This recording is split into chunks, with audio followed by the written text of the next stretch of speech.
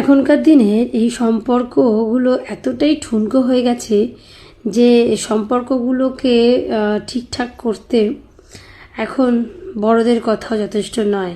কারণ সম্পর্কগুলো নিজেরা নিজেদের ভুল ভ্রান্তি, ছোট ছোট ইগনোর, বিভিন্ন রকমের কারণেই সম্পর্কের একটা অবনতি হয়। আর এই সম্পর্কের অবনতি কিন্তু একদিনে কখনো হয় না।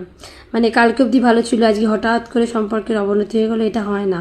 এটা হয় দীর্ঘদিন একে অপরকে অবহেলা করতে করতে, একে অপরকে মানে টেকেন ফর গ্রান্টেড করতে করতে, বা একতরফা মানে ওই পুরুষতান্ত্রিক সমাজে যেটা হয় যে সে যেটা বলবে সেটাই মানতে হবে, তার ভালো লাগুক চাই না লাগুক।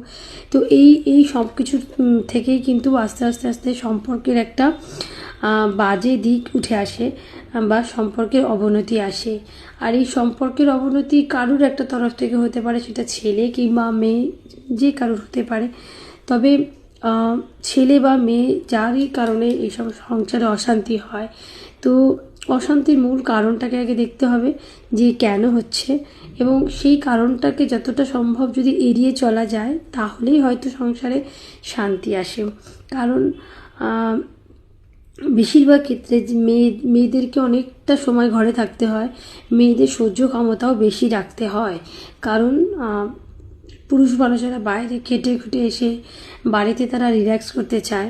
তারা এটা ভাবে না যে চার দেওয়ালের মধ্যে যে মানুষটি, মানে মেয়েদের কথা বলছি, চার দেওয়ালের মধ্যে যে মানুষটি সকাল থেকে রাত অবধি খেটে চলেছে, তার কোনো ছুটি হয় না, তার বিকাল 5টা বলে কিছু হয় না, তার অল টাইমই মানে একমাত্র ঘুমোতে যাওয়া বাদে অল টাইমই তার কাজ। তো সেই মানুষটাও কোথাও গিয়ে শরীরে ক্লান্তি আসে, মন খারাপ হতে পারে, মুড সুইং হতে পারে, শরীর খারাপ হতে পারে, কিংবা তার হয়তো সেদিনে বাইরে যেতে ইচ্ছে হলো, বাইরে খেতে ইচ্ছে হলো, বিভিন্ন রকমের হতে পারে। কিন্তু পুরুষ মানুষটা কিন্তু সেগুলো বোঝেই না। তার কথা হচ্ছে সেই সারাদিন খাটনি করে এসেছে, বিকাল 5টায় হোক সন্ধ্যে, যার যেরকম অফিসে ডিউটি শেষ হয়, সে আসার পর মনে হয় একটা রাজার মতো কাজ করে সে এলো, এবং তারপরের থেকে তার আর কোনো কাজ নেই বাড়িতে। মানে সে চুপচাপ বসে থাকবে, ফোন ঘাঁটবে, আর তার বাড়ির বউটা সব কিছু তার পায়ে পায়ে করে দেবে। কিন্তু সে একবারও ভাবছে না যে সে যেরকম বাইরে কাজে যাচ্ছে, তার বাড়ির মানুষটি, মহিলাটি কিন্তু বাড়ির কাজে নিজেকে পুরোটা উৎসর্গ করে দিয়েছে। তার সাথে সাথে সে সংসারের সাথে সাথে সে সন্তান, মানে পারিপার্শ্বিক সমস্ত কিছু সে একা হাতে দশভুজার মতো সামলাচ্ছে। আবার সন্তানদেরকে সঠিক টাইমে স্কুলে দেওয়া, নাচে গানে দেওয়া, বা আরও অনেক কিছুতেই যেগুলো বাবারা কোনোভাবেই করতে পারে না।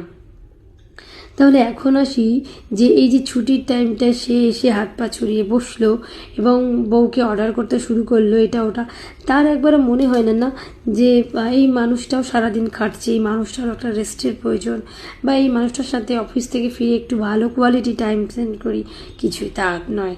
সে কী করছে, অফিস থেকে এসে সে জুতো মোজাটা কোনো রকম খুলে সে চলে গেল ফ্রেশ হয়ে মোবাইল ঘাঁটতে, এবং সেই মোবাইল ঘাঁটাটা ততক্ষণই চলে যতক্ষণ না তার ঘুম আসছে বা তার খাওয়া দাওয়া হচ্ছে।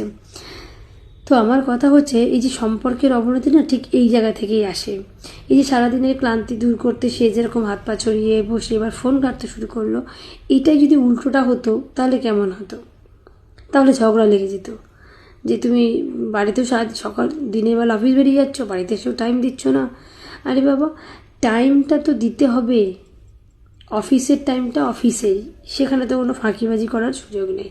বাড়িতে আসার পর অ্যাটলিস্ট স্ত্রী হলেও স্বামীকে টাইম দিতে হবে, স্বামীদেরকেও স্ত্রীকে টাইম দিতে হবে। এবার স্ত্রীরা হয়তো বলতে পারে, অনেক যারা কর্মরত রয়েছে তারা বলবে যে আমরা কি করে টাইম দেব, সেটাও ঠিক কথা। তখন কি করতে হবে, সেই স্বামীটিকেই বুঝতে হবে যে দুজনেই যখন একসাথে মানে কাজে যাচ্ছি, একই রকমভাবে কাজ করছি, বাড়িও আসছি মানে স্ট্রেস হয়ে, ক্লান্ত হয়ে, তো বাড়িতে আসার পরের যে কাজগুলো সেগুলো যদি হাজব্যান্ড ওয়াইফ দুজনে মিলে একটা বন্ডিং তৈরি করে একটা দুজনে মিলে হাসতে হাসতে কাজগুলো সলভ করে দেয়, তাহলে দেখবে খুব তাড়াতাড়ি কাজগুলো শেষও হয়ে যাবে, এবং নিজেদের মধ্যে ওই কাজ করতে করতে একটা সুন্দর বন্ডিং তৈরি হবে, একটা ভালো লাগা তৈরি হবে, ভালোবাসা তৈরি হবে, একে অপরের নির্ভরতা, একে অপরের প্রতি মানে কি বলবো লয়াল, সব কিছু মানে কাজ করতে করতেও নিজেদের মধ্যে একটা কোয়ালিটি টাইম কিন্তু কাটানো যায়। কে বলেছে কোয়ালিটি টাইম মানে এরকম হাত গুটিয়ে বসে থেকে একে অপরের সাথে কথা বলা? না, কোয়ালিটি টাইম বলতে একে অপরের সাথে কথা বলা, একে অপরকে সময় দেওয়া, একে অপরের সাথে সুখ দুঃখ ভাগ করে নেওয়া। সেটা হতেই পারে দাঁড়িয়ে, হতেই পারে কাজের মাধ্যমে, সেটা কোনো ফ্যাক্টর নয়। তো এই যে তারপর আগেকার দিনে ফোন ছিল না, তখন মানুষে রাত্রে শুতে গিয়ে দীর্ঘক্ষণ বিভিন্ন রকম আলোচনা করে, বাড়ির আলোচনা, অফিসের আলোচনা, পারিপার্শ্বিক আলোচনা, পরিবারের সদস্যদের নিয়ে আলোচনা করে তারপর তারা ঘুমোতে যেত। কিন্তু এখন কি হয়, এখন সোজা মোবাইল ঘাটা, মানে ছেলেদের ক্ষেত্রে মোবাইল ঘাটছে, বউ মানুষরা খাবার বেড়ে খেতে ডাকছে, খেয়ে নিল, খেয়ে নিয়ে মেয়েরা আবার রান্নাঘরের কাজে ব্যস্ত, পুরুষ মানুষগুলো আবারই খেয়ে দিয়ে উঠে ফোন দেখতে ব্যস্ত, তারপরেই তারা ঘুমোতে যায়, গিয়েও ফোন দেখছে। আর বউটাও তখন হয়তো সারাদিন খাটাখাটির পর তারও ফোন আছে, তারও একটু আপডেট নিতে ইচ্ছা করে কিছু, সেও ফোন দেখছে। তারপর কি হলো, দুজনে মিলে ফোন দেখে দেখে যার আগে ঘুম পেলো সে ঘুমিয়ে পড়লো। তাহলে এখানে মানে বাইরের জগতের সাথেই বেশি অ্যাটাক হয়ে যাচ্ছে মানুষেরা, কিন্তু পরিবারের মানুষের কেউ খোঁজই নিচ্ছে না।